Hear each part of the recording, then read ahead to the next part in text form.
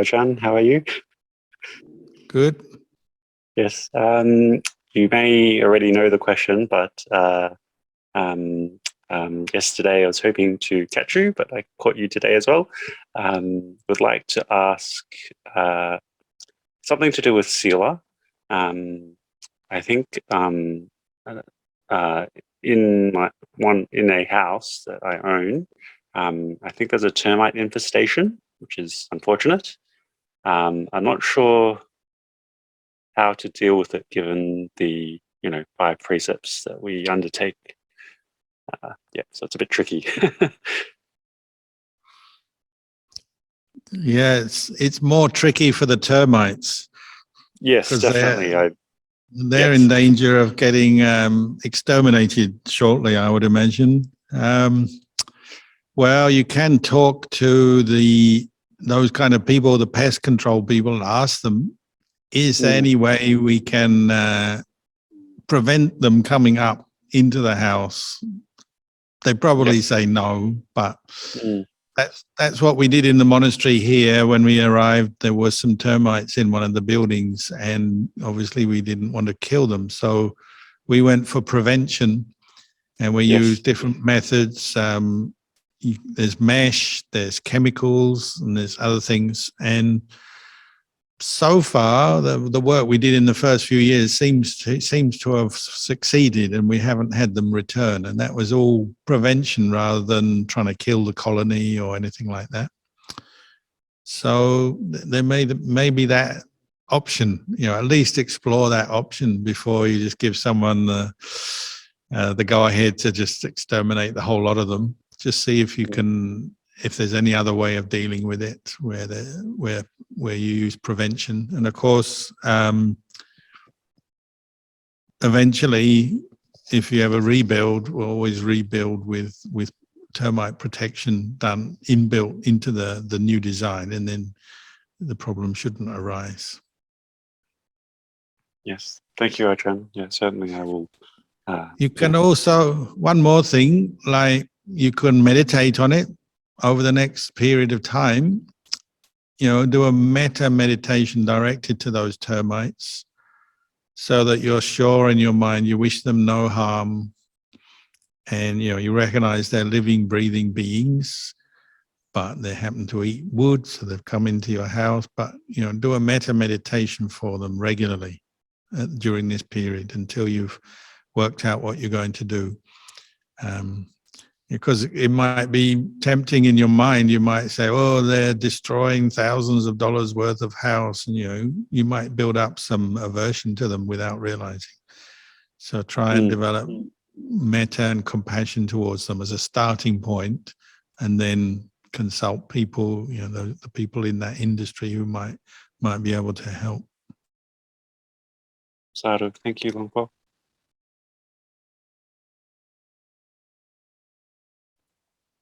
Thank you, Lafong. Anyone? Next question, anyone?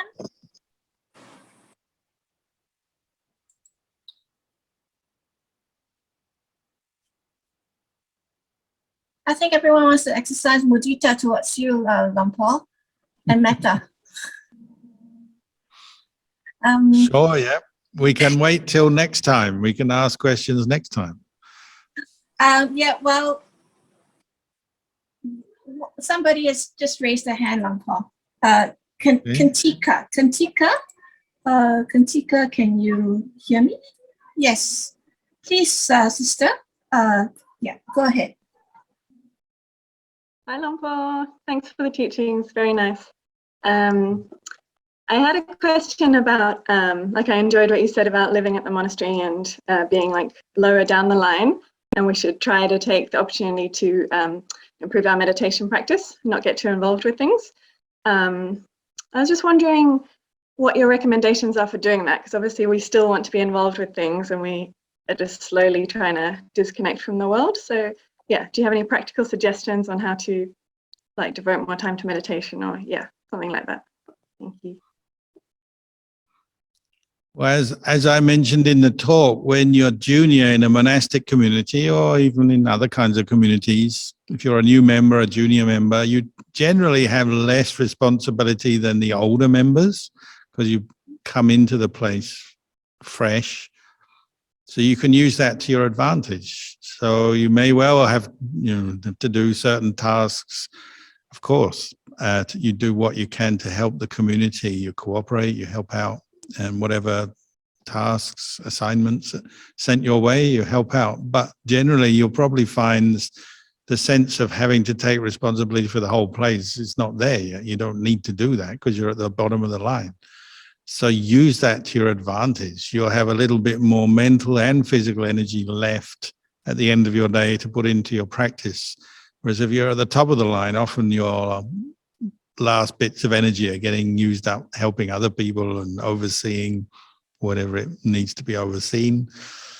So, I mean, I'm only speaking generally here, but I always found that, that was the advantage of being at the end of the line is, you just blend into the background. Visitors to the monastery don't need to see you because they go and see the people at the top end of the line. So you can just disappear and be, in Thailand, we call ourselves monk no name, or it could be nun no name.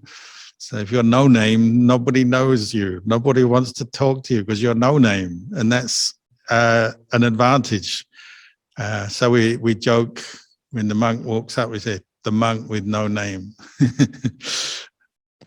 It's just a way of thinking because what your conceit will generally do is try and make you somebody, won't it? I've got to be somebody. So if you're at the end of the line, you feel you're a bit of a nobody and I've got to be somebody. So I've got to get myself out there and talk to people and do things and make my mark. Even in a monastery, people sometimes think like that. But try and find peace with just being no name. Nobody knows me, fine. I can go back to my hut and meditate all day long. Nobody's interested in me, fine. Everyone ignores me, fine. If I only get a tiny little bit of food, fine. If everyone at the top end of the line gets all the attention and all the treats, fine. Then I've got more time for myself. So if you can see it like that, you turn it to your advantage.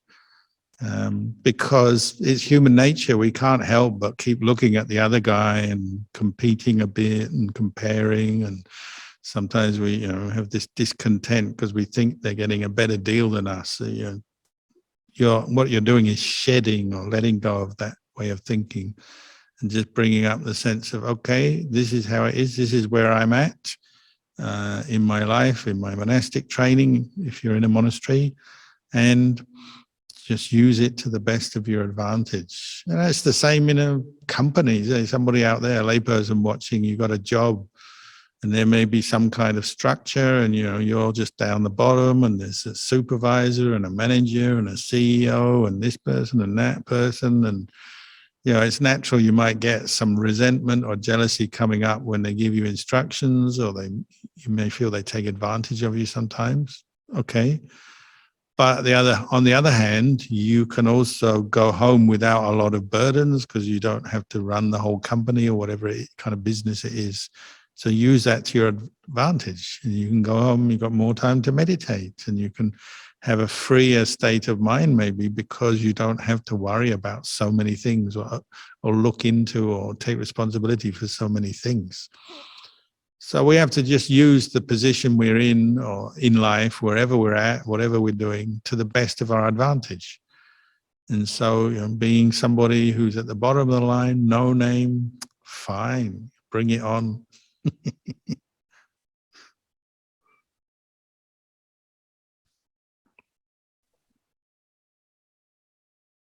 Thank you very much, Lampa. Lovely to see you. Thank you.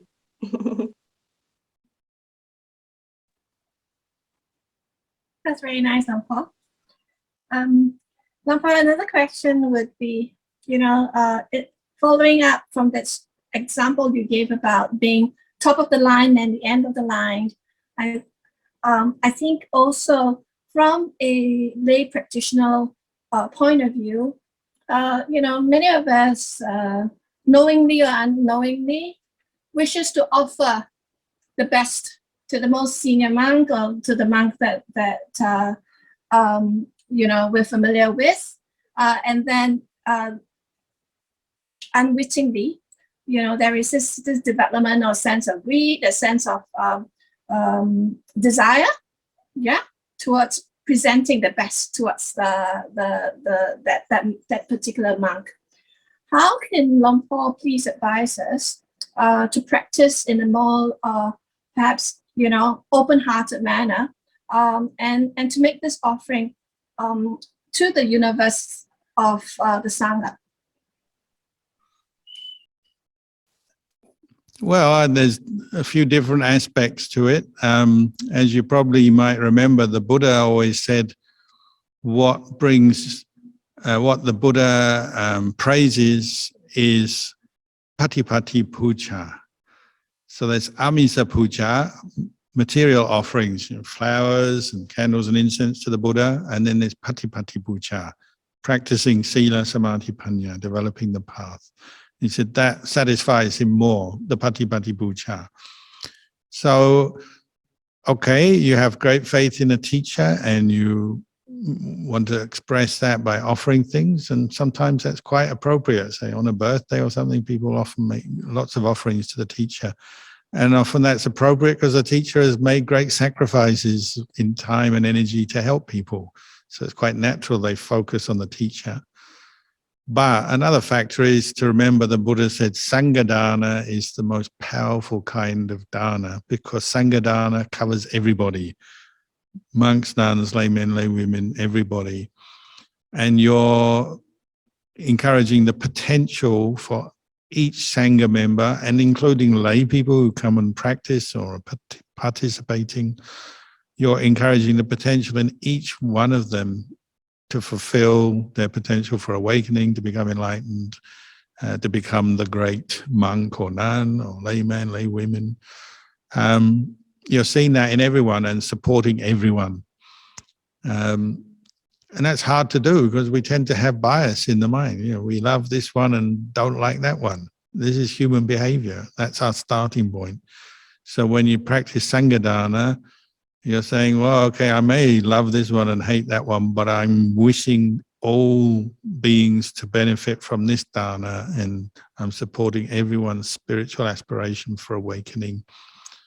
So it's a kind of state of mind you develop, and from that you see what's appropriate in terms of gifts or attention you give to the senior monk, or you do what's appropriate at the time. And everyone knows, the senior monk gets a lot more attention than the person at the bottom of the line, but don't forget the person at the bottom of the line, because they still have to practice. And you never know. Once upon a time, Ajahn Chah was at the bottom of the line. Once upon a time, all the enlightened teachers of the world were at the bottom of the line. So that means the bottom of the line is important as well, because you want the people at the bottom of the line to survive and be supported until they become enlightened. So, don't just focus on the top of the line and forget the bottom of the line, say for lay people. And any good teacher will also be doing that. So they'll also be making sure that the ones at the bottom of the line are looked after and they don't just think of themselves. If they're a teacher with genuine compassion and wisdom, they'll do that. So as I said, Ajahn Chah sometimes would switch the food around and the novice got it first and he got it last.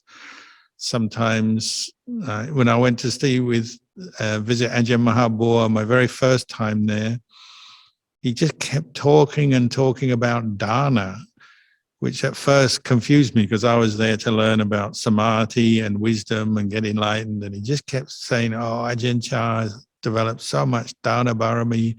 Dana barami is so important. If you have dana barami, wherever you go, you never get hungry, you're never in trouble. And I thought, fine. I mean, it was all good Dhamma, but it was just sort of surprising he talked so much about dana barami. And there was all the monks in the monastery, maybe 60, 70 monks there, and I was a visitor, so they put me at the end of the line. So I was at the end of the line, and then he kept sending plates of food down to me, and not just plates, trays. Like he sent this tray of fried chicken, which he doesn't know I'm a vegetarian, so he's just doing it out of kindness. Fried chicken, chicken breasts, chicken legs piled up, so literally like 1-2 foot high on this huge tray. He said, "I'll give it to him," pointing to me. And they sent this tray down. It's like, 500 lay people, 70 monks, and everyone's just looking at me. And they're you feel so embarrassed. You're like, oh, why are they all looking at me? Because I'm getting this big tray and they plump it down in front of me. So Ajahn Mahabodhi, he's giving me a treat because he thinks like that. Every monk who's at the top of the line knows at one point they were at the bottom of the line, and they don't neglect the ones down there. And they'll show different ways. They'll show their kindness in different ways. So lay people are the same. Sometimes you help the ones at the bottom of the line. When I was a monk at Wat Pandana Chat, we used to do a practice sometimes where we just ate the food we got in our alms bowl on alms round. So you go into the village, and in those days, the villages were not very well off. So you got a lot of rice, and you might get a little bit of fruit, or the occasional cake or curry, but not much other than rice, just a little bit extra. And the lay people would put the food in, and maybe 3 or 4 or 5 monks in a row, and they go off. And then some lay people, they'd be watching out, because they'd come into the monastery and they'd watch out which monk was eating just what they got from their alms bowl. So they'd sit there and they'd spend their time working it out. They wouldn't ask, they'd just watch. A lot of dana is about watching, isn't it? You watch who is doing what. If you really care about it, what you're doing. Nowadays, a lot of dana is very kind of consumeristic. It's just like, I got to do my dana, and people rush into the monastery, and you've got to accept my dana so I can make my merit, and you just plonk all this stuff down in front of the monks. And that's good as well. But in those days, some of the lay people, they'd watch and they'd say, which monk is eating just what he gets in his bowl? And they'd work it out. And then the next day, they'd be there and they'd make sure that monk would get some better food. But it doesn't mean to say they would ignore the other monks in the line. If there's 3, 4, 5 monks, they make sure every monk gets some good food, but they make sure that monk would get something special, or make sure they give something useful, nutritious for that monk, because they know that's all he's going to eat for the day. That's the best kind of dana. You just use your eyes and you see who needs what. And of course, if you've got a group of monks or nuns, well, each person may need slightly different things. So you get to know through watching, learning, observing. And that's how you actually begin develop your wisdom barami, is practicing dana, learning to be smart in offering dana that is useful, supporting the Sangha. So, of course, you can offer the treats and the good things up the top of the line, and that's fine. But also, broaden your approach and think, well, when I offer Sangha dana, what would be really useful for this group of people? What kind of food, what kind of items can they use, or what does the monastery need? That takes some thought, some wisdom, doesn't it? Funny, as a monk, sometimes people tell you off when they bring cash to you and they say, I'm going to offer you money. You say, no, I can't accept this. And they get angry with you. It's strange, isn't it? You'd think they would be happy that you don't accept money, but some people actually get angry with you because you don't accept money. So dana is not just an easy thing. You have to think about it, how to do this well, what's useful, what's the purpose of it. Part of it's to let go of your own attachment. Part of it is to do something useful for others. That's so beautifully spoken, Lumpur. And that instruction has opened up many of our hearts and our minds to practice wisely, to offer dana wisely, so that we can cultivate this dana parami. With that, we'd like to call this session to a close and offer our dana of time and rest to Lumpur, you and all the venerables sitting there. You've been sitting there for 2 hours. I think you need a stretch. So we'd like to now, thank you very much for giving us a very insightful and thoughtful session today. I would like to now perhaps invite Ryan to lead the group to pay respects to Lumpur.